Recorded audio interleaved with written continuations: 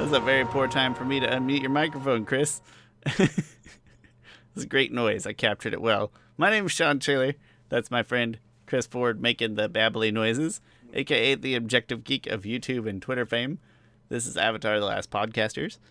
And today we are wrapping up our two-part episode where we rank every episode of the Legend of Korra series. Not with new numbers, just with our existing ratings. Just going through our ranks. And previous episode we did 50 through 26. There's 52 total episodes, but two of them are two-parters. So we did 50 through 26. Today we're going to do 25 through 1. But before we start, Chris, how you doing, buddy? What's up? I was laughing. I just got a DM from a friend from Payless. He sent me a picture of a shared link of the announcement of Avatar coming out, and the new Avatar movie coming out in 2025. He said, "Do you have any insights on this?" As if I am like.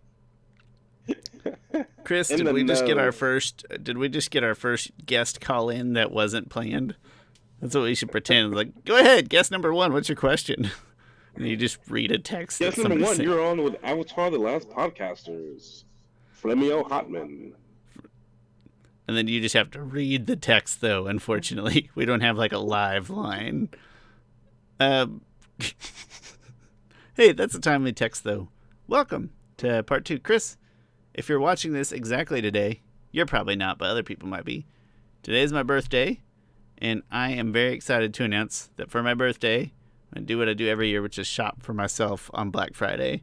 It's a very exciting time of year. I like buying stuff for myself. I know you're in the same boat. I love Black Friday ads, and so I'm certain that most of the coming week will be spent wasted scrolling through them on the internet. And that is exactly what I want for my birthday. So, very exciting stuff. Nice. Happy birthday, Shawn. Thank you. I survived 2022, mostly. Hopefully. Theoretically, it's still in the future right now as we're talking. But, Chris, how about you? What are you up to this week? Nothing. Nothing. Awesome. Well, that's fine, because we got 25 episodes to talk about, and coincidentally, they're the good ones, relatively speaking. They're the best 25. The best 25 by process of elimination. And you do have to watch till the end of this episode to get the best one. The best one, yes. No spoilers. Okay. Rank number 25 is Book 3, Episode 2. It's called Rebirth. We rated it 8.45.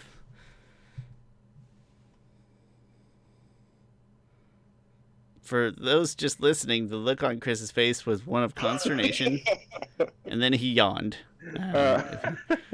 Okay, so this one, for some reason, that title didn't ring any bells for me.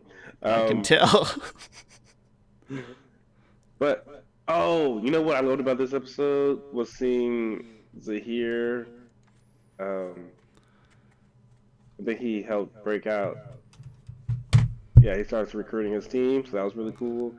And then there was some. Oh wait, is this episode half? No, that's book 1. Not book 1, chapter 1. Anyway, love the episode. I forget specific things about it though, because it blends in a lot with the episode 1. Season 3 will probably always be a problem in distinguishing, but I mean that in this case. In a good sense. Sorry, Book 3 will probably run together more than the others in a good way. Yeah. Number 23, Chris, we jumped an episode. That's because there's a tie. Coincidentally, we also have our first two-parter episode. It's Book 2, Episodes 3 and 4. It's called Civil Wars. And we rated it cumulatively 8.59. What did I love about this episode? It's interesting. What did you love about this episode? You know what I really loved about this episode? We were really close on this one. So we... Really? Whatever we did like about it, we both liked about it, most likely. I really enjoy the Bumi, Kaya, and Tenzin dynamic. Because, they went on that vacation, and so they were dealing with a lot of their family issues. Absolutely love that. And I think there was something good with Korra that I'm not remembering exactly, but mostly I think I really loved again the airbending kids family dynamic. Not airbending kids, because when I say airbending kids, usually I'm referencing Jador, Why don't you Milo, just and lump them Iggy. all into one group, Chris? Yeah. Tenzin Awful. Kayabumi dynamic. Aang's kids, yes, yes, yes. I don't remember at And all. Katara's kids, jeez, I, Setsus. I don't really She remember at all what I saved liked the or world disliked. also, Shawn. She's just not Aang's wife. She is Katara, Master Waterbender. One of them is still alive. Just pointing out. Um, Exactly. I don't really remember what I liked or disliked about this one. I do know I always struggle to rate the two-parters, at least the ones that aren't just like blatantly in your face, completely perfectly awesome. I always struggled to like decide how to rate those. But hey, clearly I liked this one. Good job, Civil Wars. Rank number 23 tied, so tied again for 23. Book 1, Episode 7, The Aftermath. And again, 8.5875. That's a very specific number Holy to tie. crap! It's incredible. Funny. They're both 8.5875. It's That pretty is pretty wild. good. Uh, I love it. Love math. Um, We were pretty so, close on this one. Not Civil Wars close, but we were pretty close. so this one was interesting because this is one where Korra starts suspecting um, uh, oh my gosh. I don't. Sorry. Sorry. What was that? Sorry, Toby, but that's a Naruto character. Um, Hiroshi Sato. Um, of being equalist. So, oh man, yeah, this was like almost like not dark, but stuff got realer. I think it didn't take horribly long into Korra with all of book 1, and this certainly was one of those episodes where you just I mentioned previously the episode 3, like it's kind of scary dark, and maybe it's just this middle part of the arc where you're like, oh man, Korra's gonna tackle kind of a darker tone in general. 22, Book 1, Episode 4, Speak of the Devil, A Voice in the Night. Ooh, We rated it voice of the night. 8.75. Yeah, I think I really love about this is that this brings Korra down a peg. This is the one like it starts off with her having like a nightmare about Zahir, not Zahir, about Amon like taking her bending, and it's just it gets really dark. And then by the end of it, like the whole episode, she's dealing with this anxiety of having to deal with Amon, and by the end of it, she does have to deal with him. And like he could have took her bending away, and he doesn't. And like Tenzin finds her, and he's like, "Did he touch you? Did he? Did he?" And she's like, "No." Like, and then she starts crying in his arms. Oh, really great character stuff there. Again, part of what I would consider, a pretty dark arc. Number 21, Book 1, Episode 10. Really hitting Book 1 pretty hard here. Turning the Tides. Rated at 8.775. That must have been really. This was like to me. This was the episode that was like very Dark Knight-ish. Like, there's a scene in the Dark Knight where the Joker sends like a card of pretty much detailing who he's gonna kill, and it's like the judge is on there, and then like two cops go to the judge and they give her an envelope. They say, "Hey, here's the envelope. Get in the car. I'll tell you where to go." She gets in the car. She opens the envelope. It says "up," and the car blows up. Like, there's a scene in this episode where like these two guys go to a council person and just take them out. It had that kind of that same feeling to me. Um, there's really other stuff like there's Tenzin doing some airbending, battling and stuff, a lot of the mech suits. Um, really great episode. I don't remember a lot about it, but I remember you making the analogy previously. That's stuck. Good episode. Rank number 20, Book 2, episode number 10, A New Spiritual Age, 8.7875. So this is the one where Korra goes into the spirit world and she gets lost. And this is like when we see Iroh for the first time. That probably propped up the weights a little bit. Yeah, definitely. And I left the last episode with this quote. Oh man, okay. There's two quotes in this episode that I love and that I think about often, like on at least a weekly basis. Iroh gives Korra the quote of like, because Korra's trying to solve her own problems, she's stuck, she's trying to find Janora, and Iroh tells her like, sometimes the best way for us to solve our own problems is to help someone solve theirs. Like, that's a great quote. And then he does the quote of like, if you look for the light in the dark, you often find it, but if you look for the dark, that is all you'll ever see. Also, great quote. Like, just great freaking quotes in this one singular episode. I don't remember much about this episode, even around like meeting Iroh and stuff. It's probably that like anti-book 2 bias playing up in my head, but I'm sure there again, if we met Iroh and we got to see the spirit world, I'm usually pro spirit world. I can understand why I propped it up nicely, why it landed here. Chris, we're officially in the top 20 also, for whatever that's worth. Number 18, spoiler alert, another tie. Book 4, episode 4. Tie, really? The Calling. I think this might be the last tie up until... Nope, not going to spoil it. The Calling. We rated The Calling 8.81. Book 4, episode 4. I also don't remember it. Is this where she like first starts approaching the dignitaries from the other regions? So this is the one where Korra's training with Toph. And Korra like goes on a kind of a vision quest, if you will. And then this is also the B plot is the Airbending kids looking for Korra. And the thing I love most about this episode is when the Airbending kids find Korra. And like it's right after Korra kind of gets through some inner turmoil stuff. And she sees them, like just her seeing them, she cries and she wipes her eyes, like a tear of just joy and happiness to see them. We were ludicrously close on this one. There's a couple. This is probably tied with like as close as we get to each other's answers. I can see 2 with 0.025 difference in our responses. There could be more, but I bet anything less is a tie.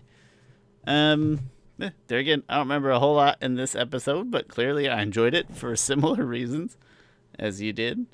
Calling. This one's not ringing any bells for me at all. Well, The Calling isn't a good title to the episode.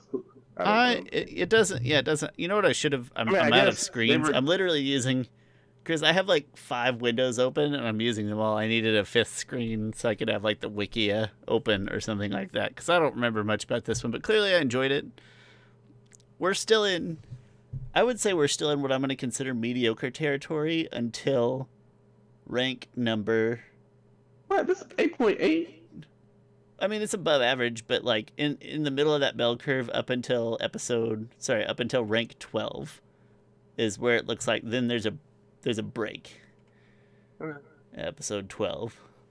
Anyway, remind me to get back to that point when we get there, because right now we're just at rank 18, part 2. There was a tie. Book 1, episode 8. When Extremes Meet, 8.8125. When Extremes Meet. I can't think exactly. I gotta pull up the wiki on my phone. I feel like I'm lost every episode we're talking about here.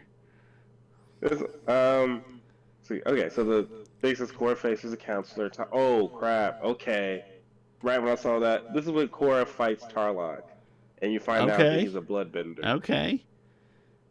Really... that makes sense. Nice. Episodes. Still got to pull it up.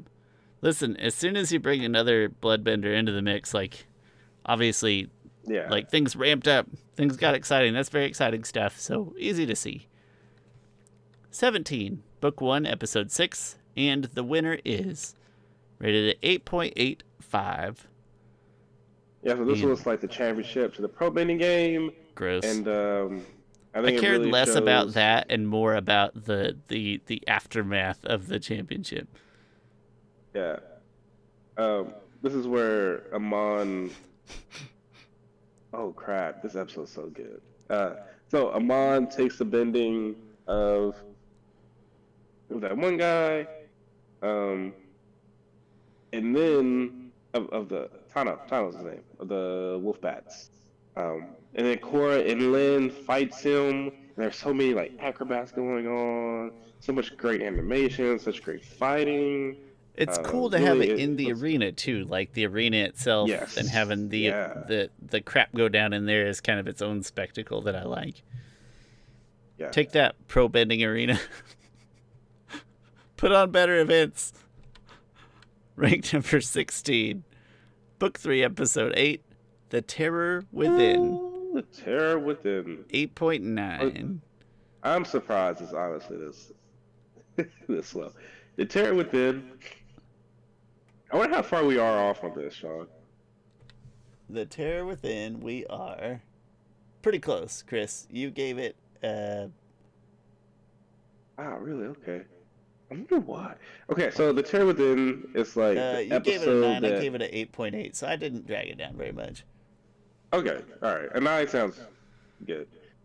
The audiovisual, the fight scenes in this was freaking spectacular. Right, like the Red Lotus breaks into Zaofu, kidnap Korra. Like, the stakes are freaking high. Like, they're about to kidnap Korra. And there's a whole fight between the Metal Clan and the Red Lotus. If there's one thing that hurts, and I say that relatively because we're in the high end of episodes here, is that you have to go through like the whole investigation scene with Aiwei, which isn't amazing. At least I didn't care for it a ton, but nitpicking pretty hard. Yeah, okay. Yeah, I think that's fair. Otherwise, I could see how that one could be way higher.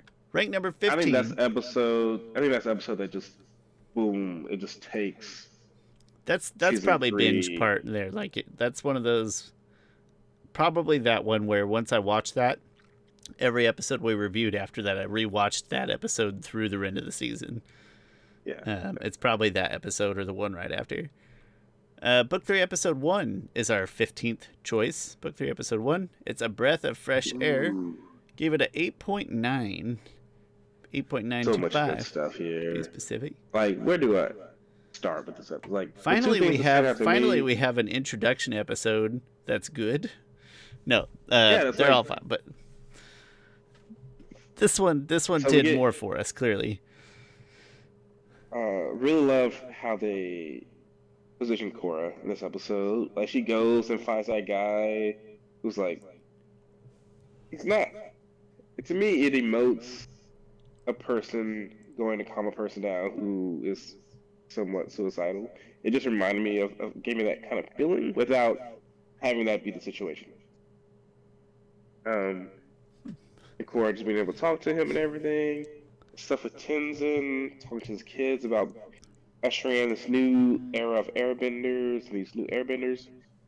And then, of course, it ends with Zahir breaking out of prison. Like, awesome first episode. Really great first episode. The most interesting one we've had so far. That's for sure. Chris is leaving. All right. Rank number 14. Book 1, Episode 9. Out of the Past. We gave it an 8.96. Out of the Past. What, Hey, someone took my tissues down here. What was the episode number again?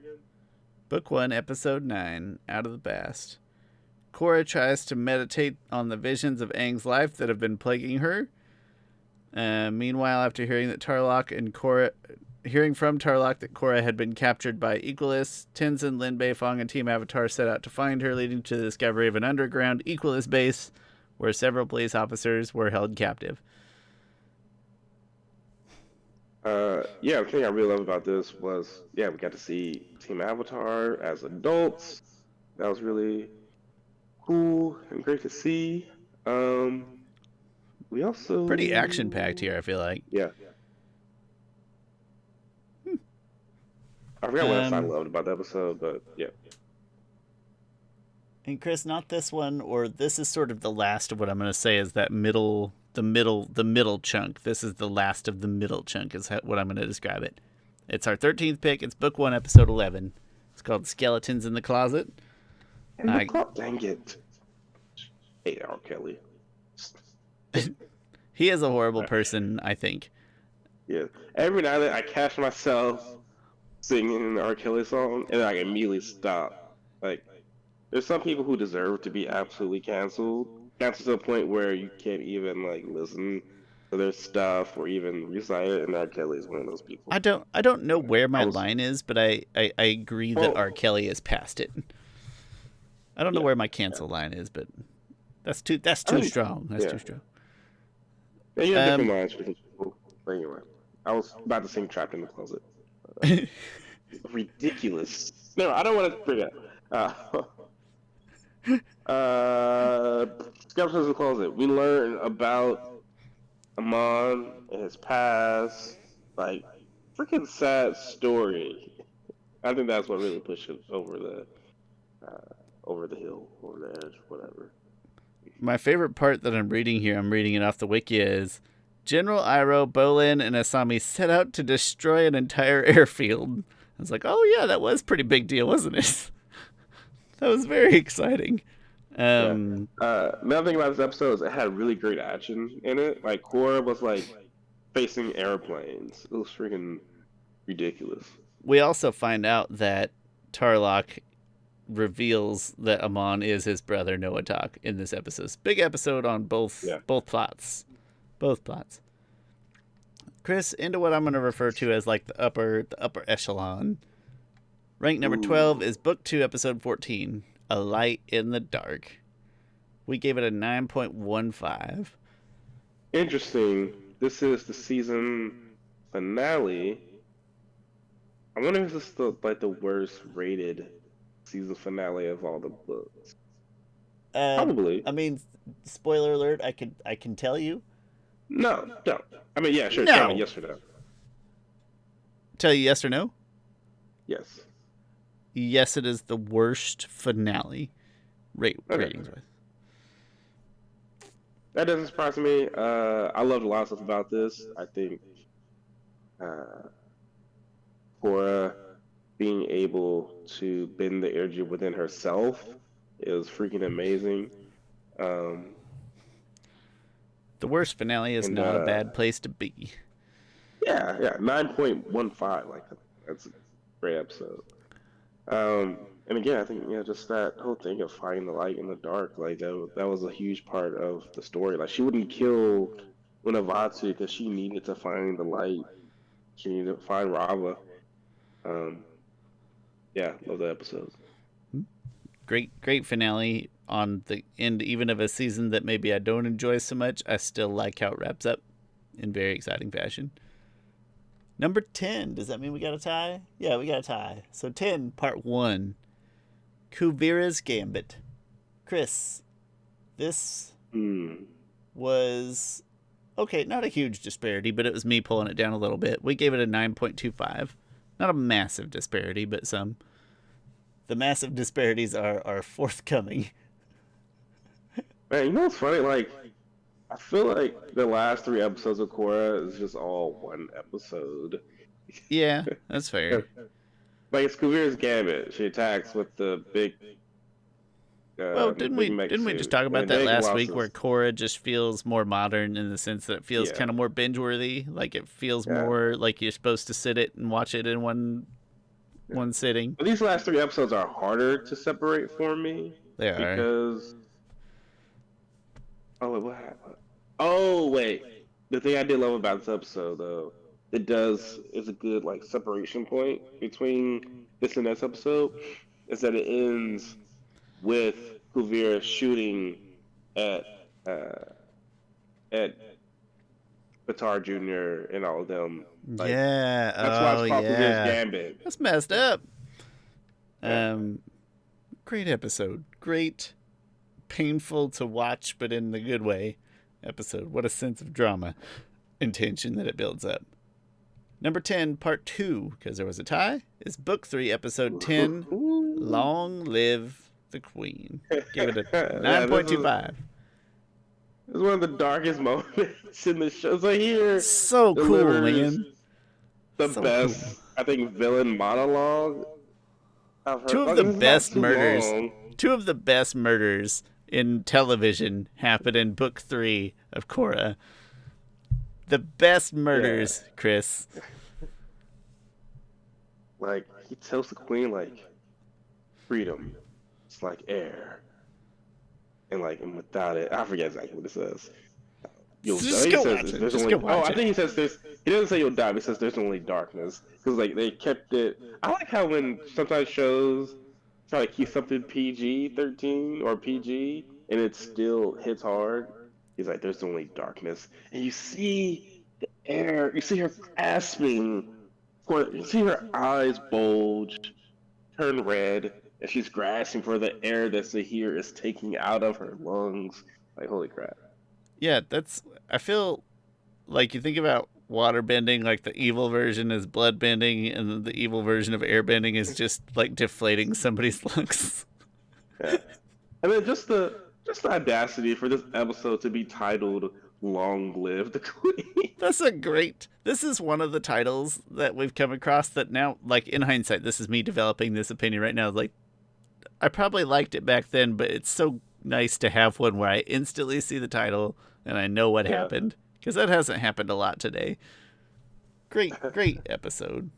Tremendous episode. Chris, we must have another tie because we jumped to rank number 8. Book 2, episodes 7 and 8. Chris, this is our largest differential. It must be, Shawn, because I know I gave this all 10s. You did, in fact, give this. You did. You gave it 10s. Okay. I did not. Listen, come on, man. Like 8.5? 8.55. Okay. Listen, this episode takes a lot of time to tell a good story. It takes twice as much time as an average episode to tell a good story. Oh my gosh. Oh man. This is one of the absolute most beautiful, best stories of Avatar's ever told. No. It's a good story. Like, there's a lot of good stories in Avatar. There's a reason why when my daughter watches Avatar, she starts with beginnings, finishes, but I love that she's got her own, like, Star Wars, Clone Wars canon that she has to watch through out of order. It's fantastic. Yeah, I feel like she doesn't watch any of the first half of book 2. She usually watches, beginnings, and then she just goes from there, and then restarts, I guess, with book 1. She hasn't watched Korra though in probably a year or so though, so she's probably somewhat over it. I mean, she just goes through phases of things. But. You also tend to enjoy and or appreciate those, like, divergences from whatever the current story path is more than I do. Like, it's not that I wouldn't change my ratings at all, but I don't think I'd lift them a whole lot. Like, it doesn't do it for me. Well, but it does do it for me. It's still a good story. It's just that it's like it's animated differently, so it's kind of interesting, and you get to know some origins. But the end there, when Rava says, "We will be together for all your lifetimes, and we will never give up." I get goosebumps every time I see that. It never fails. That's cool. I watch it and I enjoy it, and I'm like, that's nice. Whatever. Screw you, Shawn. What's number 8? What's the other number 8? At the end of that 50 minutes of episode where it got twice as much time to tell its story that was a complete divergence from what was going on in the rest of the season. It's a good story. I can't believe this is number 8. Tied for number 8. Well, it could be number 9, Chris. I could have been meaner. Book 4, episode 2, Korra Alone. Ooh, okay, yeah. Korra Alone's great. Not as good as Beginnings, but still good. You would say it's not as good as Beginnings. I would say it's better than Beginnings, technically speaking, because I did say that at one point in time, whether indirectly or otherwise. Depressing, man. I'm surprised I put this one high because it's depressing.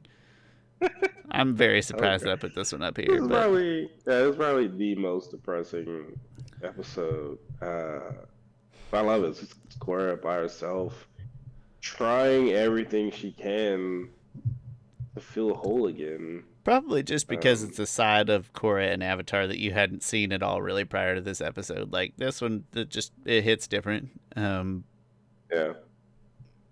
I don't know. Something caught me about it. Something caught me about it. Chris, number 7. I think this is another... Nope, this isn't a big disparity. Okay. The Ultimatum, Book 3, Episode 11. Number 7. We rated it at 9.325. I'm going to give you Ultimatum. You going to take half the tomato, or I'm going to take all of it. Or something like that. I forget what Troy said. When he was giving Abed an ultimatum, he thought it meant all tomato. I do not remember it at all, but I got to go back. Ultimatum. It's in, I think the Pillow and Fort's Pillow and... Oh, yeah, when they do like the whole Civil War reenactment thing with the episode. That's a good episode, especially for a later season episode. That's a good one. That might even be season 6. But it's 5 or 6. No, it's not season 6. Because Troy 5? was there. It's like season 5. Season 5, definitely. Okay. Anyway, the Ultimatum in Korra as opposed to the Ultimato in Community. Wait, I think it might be season 4. From the gas leak here. Yeah, I mean, even that makes it more interesting. It does. Anyway, sorry. Now I gotta go through and look. Let me switch to Netflix to see. Guess we gotta watch them all now. Ultimatum. Book 3, Episode 11, The Ultimatum of Korra is a great episode. It's very intense. Is how I describe it.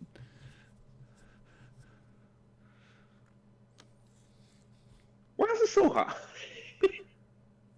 Why is it so high? Something in it that... Chris, we were very close. Trapped in the desert. You gave it a 9.5. I gave it a 9.15. So we weren't terribly far off. Maybe we were in a good mood that day. You know what I mean? So the Earth Kingdom, Boxing Thing is in shambles. They gotta find Korra. I literally think it's just because of the sort of... Korra's not in the desert.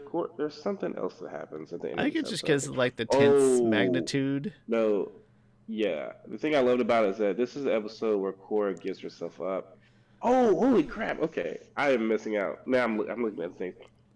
You're with past Chris now. This episode where they find Korra. Well, they all reunite at the Misty Palms Oasis. Korra talks to Iroh again, so that's all great. So Zahir, because it's called Ultimatum, gives her the ultimatum of give yourself up, or I'm gonna kill all these Airbenders. And like she has to deal with like what should I do, and she ends up deciding to give herself up, and that was like really it showed Korra so heroic, so selfless. That's what I loved about it. But the episode ends with the fight of like Tenzin versus Zahir, Kaya versus Minghua. Where Tenzin busts in and blows everything up for a second. It's pretty exciting. Yeah, really good. And then it ends with like you're not sure, if Tenzin lives or survives. So yeah, really great episode. Stellar episode. Chris, this is one of our other highest disparities ever. It is Book 2, Episode 13, Darkness Falls. Gave it a 9.375. Chris, this is another place where, spoiler alert, Chris, every episode from here on out, you gave the same rating.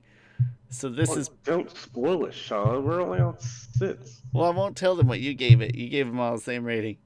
But what it means is that we do need to break it down. Like, I need to force your hand to make your rankings and say, all right, Chris, which of these that you've rated the same is the best?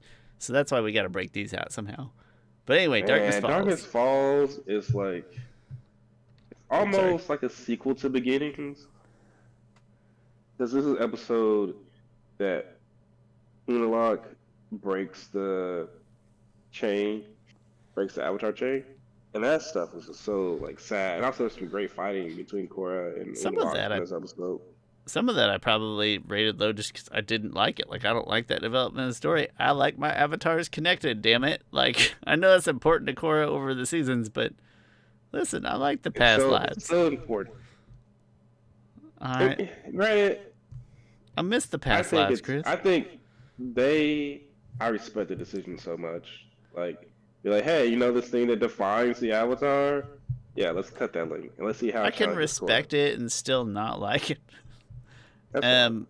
Also, this one of those where like some of the listen, I still rated it very well, but this is one of those episodes where the plot of season 2 just probably felt a little overbaked to me, or one of those episodes was like, I really wish they would have done this slightly differently.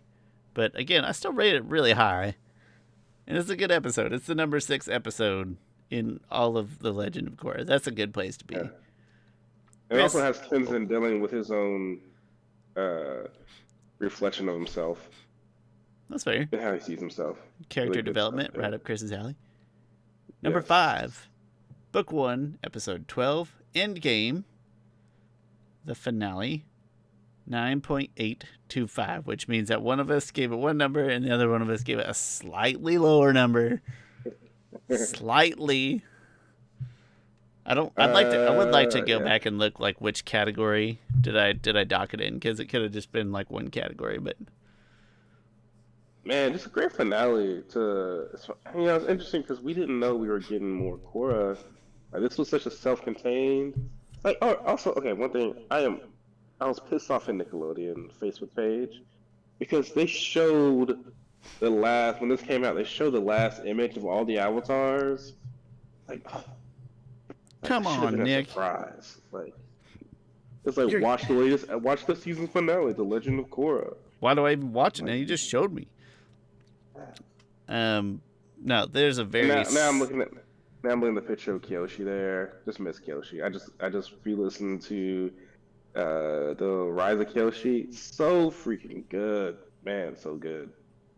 I just want to point out how small our differential was here, and that I will stand by my decision to hoard my large numbers slightly more cautiously. But it's a great finale, and I loved at the time, because I watched it after the fact, but I loved, so I was able to watch, to binge farther, but I loved at the time how it like wrapped up a storyline so nicely that then I did feel like it was over. Like, unlike Avatar seasons, it was such a good, strong cut. You felt like it was on to the next stage. That's a cool feeling. Great episode. Oh, we didn't talk about the freaking murder-suicide of Amon and Karma. Like, holy crap, that's such a sad. That's only the third best murder in this universe, Chris. Only the third best murder. That would be an interesting video to make. The best top 5 murders. Avatar.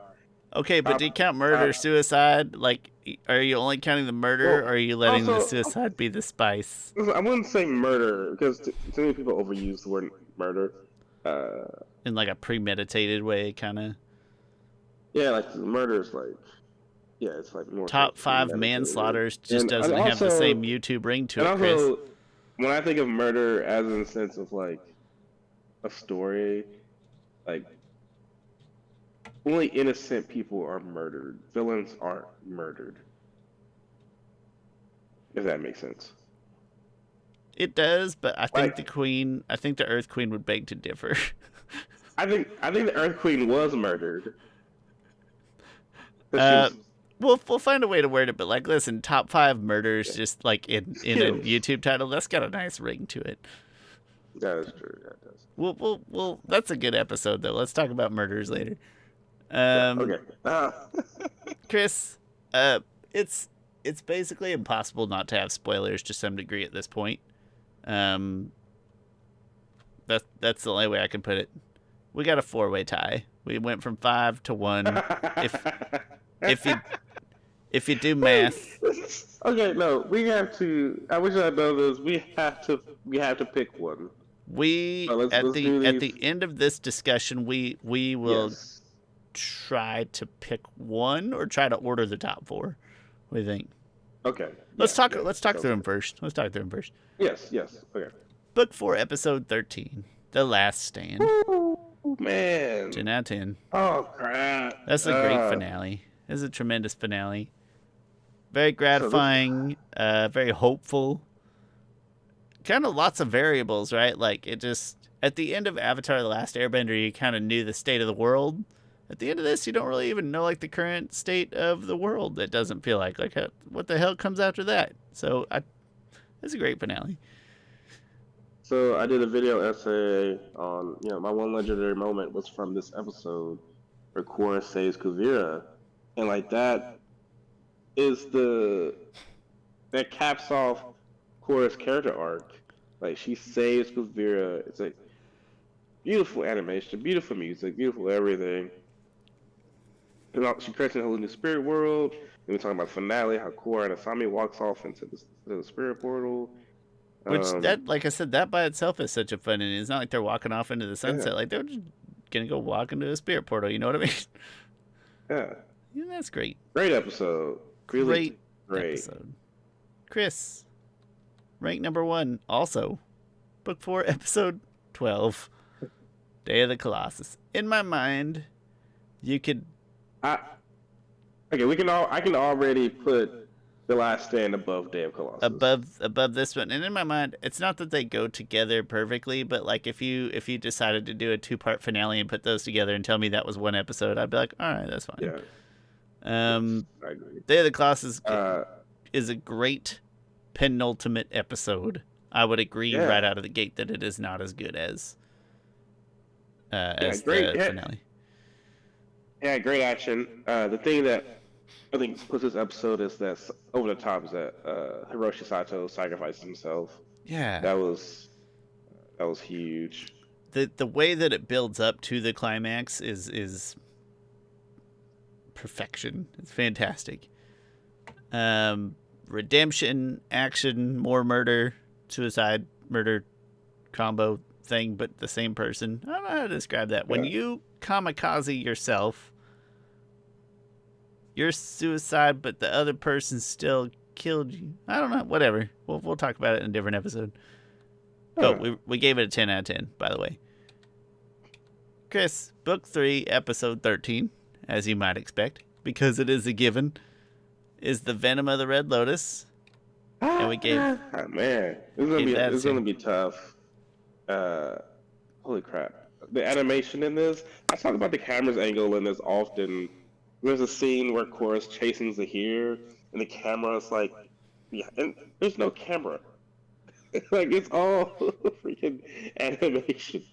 And it pans right on her, and it goes, like, around her and stuff. And then it ends with her being, it ends with her being paralyzed, and then, not paralyzed, but she couldn't walk. Yeah, paraplegic. Yeah, she couldn't walk. She could use her arms and stuff. And it leaves you on this note of happiness, but also sorrow. I've never been so conflicted inside watching. I remember watching this episode on my phone, on my recliner, like when my daughter was probably like 3 at a time or something. And I remember just sitting there crying, watching it. It's such a weird. I've never just watched something on my phone and just cry, sitting there. Great episode. Really great. I think, and I can't stress enough, we're splitting hairs. Can't say that enough, Chris. I think this is a hair below The Last Stand for me. I think it's between. Okay. I think this is between The Last Stand and Day of the Colossus. What are you thinking? How are you feeling? So we got one left. Keep that in mind. Right. Man. I know you're going through like emotional turmoil right now. See, I like the happy ending. I still get the unknown of the spirit world, and the world's in a crazy place and all that, but like I like the completionist Korra's arc, and I like the happy ending. It's just my style. But that's the difference to me. I'm going a slight edge to Venom of the Red Lotus. Okay. Yeah. So maybe we'll have to paper, scissors, rock at the top or whatever. But let's get to the final choice, and maybe that'll just make our decisions for us. Okay. Chris, you probably know what it is. Throw it out there. Go ahead. You know you want to. Week 3, episode 12, Enter the Void. It's interesting that these two episodes, it's the finale and it's the I can't say that word. I can never say that word. That's what I like best about this one, and I think that's why I'm going to argue that this one is the best, is because it's not a finale. It doesn't have that going for it. This is an episode, like it, I can't describe, but it's an amazing episode, but then you get to know that there's more to come, and it doesn't have the benefit of getting to put all of its cards on the table, and yet it does an amazing job. It is the most memorable episode in all of Korra, I would argue. Really? Okay. I think so. Oh man. Most memorable. Like when I think of you asked me top Korra moments or whatever, it's like 2 of my top Korra moments are in this episode. So the thing I love about this episode, this is one where Korra tells them like she's gonna sacrifice herself.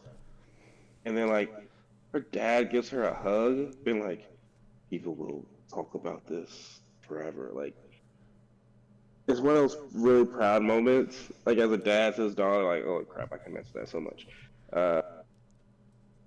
And then the fight's really good, and oh crap, the fight's so amazing. Actually, now I think about it, because it is trained fighting Zahir, and her dad comes in, they tag team him. That's really good, and then of course it ends with quite the bang. But I'm definitely going Venom of the Red Lotus over it. They're both great, but really, okay. So you're at Red Lotus. Then what? Last Stand or this? I'm at Venom of the Red Lotus, and very very close is the Last Stand. Very close. Okay. Then Enter the Void, then Day of Colossus. So really, we have like a very bad 3-way tie then, because I would be at Enter the Void, The Last Stand, and then Venom of the Red Lotus, which means that our the averages play out so that it is an exact tie. Okay, Chris, hear me out. You have to let's debate. Let's debate some other time, because I'm tired. Okay. But I'm gonna toss you this let's take the softball angle of the question, and then we'll have the full debate some other time. Let's take the softball version, which is, Chris, you have 20 minutes to get somebody to watch the Legend of Korra series. But that's a different question. That's a whole different question. Let's talk about this unrelated. Let's talk about this entirely unrelated thing. He looked like Hitler. Okay, fine. Somebody says, Chris, I've never watched any of Korra. What's the best episode of Korra? Okay, that's a better question. Okay. So, I would say Venom of the Red Lotus. The thing is, on Netflix Twitter, they actually asked this question, and I'm pretty sure I said the Venom of the Red Lotus, but also that Long Live the Queen was a good one too. Wait, no, I definitely said Venom of the Red Lotus, and then Netflix responded back, or whoever responded back, Long Live the Queen. So I am consistent in my answer of Venom of the Red Lotus. Man, I would tell somebody, be like, watch Enter the Void, man. You get everything in Enter the Void, and I love it. That's a great debate, though. Let's tee that one up for another episode, another time. That'll be great. Okay. Chris, we just ranked, to some degree, every episode of the Legend of Korra series. In our 2-parter, today was 25 through 1. 1 was a 4-way tie. If Chris had it his way, Chris, You're passing out tens like lollipops. You got 7 tens up there, man. Come on, you're killing me. You can't give out 7 perfect tens. That's. So I'll tell you, Nobody's gonna take you seriously. No, I think we'll break out our tops and bottoms, a little more detail in future episodes. I think that'll be fun to distinguish. In the meantime, thanks for hanging in there with us through these 2 episodes. We hope you enjoyed. Next week we're gonna take a break. We're still just we'll toss out something real small. But next week is Thanksgiving, and we're both pretty busy, so we're just gonna record one more right after this. I'm not busy. Speak for yourself, Shawn. Something tiny. I got no plans. I'm going nowhere. I had to drive across the state 2 different ways and times. Wait, across the state? That's gross. I gotta go to Spearville, Kansas, and then I gotta go to Manhattan, and then I gotta go to Wichita, and then I gotta come back home. So I gotta make the weirdest state of Kansas. Figure 8. I don't even lump Wichita into Western Kansas. I just think of it as Wichita is dead center, man. Wichita is center, but yeah, I gotta do a full. I guess it is.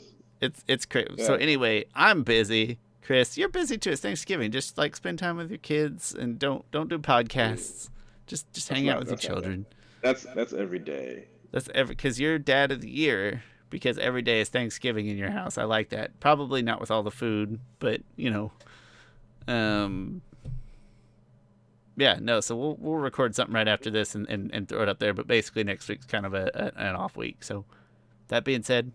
Thanks for hanging in there with us. My name's Shawn. That's my friend Chris Ford, a.k.a. The Objective Geek of YouTube and Twitter. This has been Avatar: The Last Podcasters, and if I can find my mouse, I'll close this out of here. Thank you guys very much. We'll see you next time.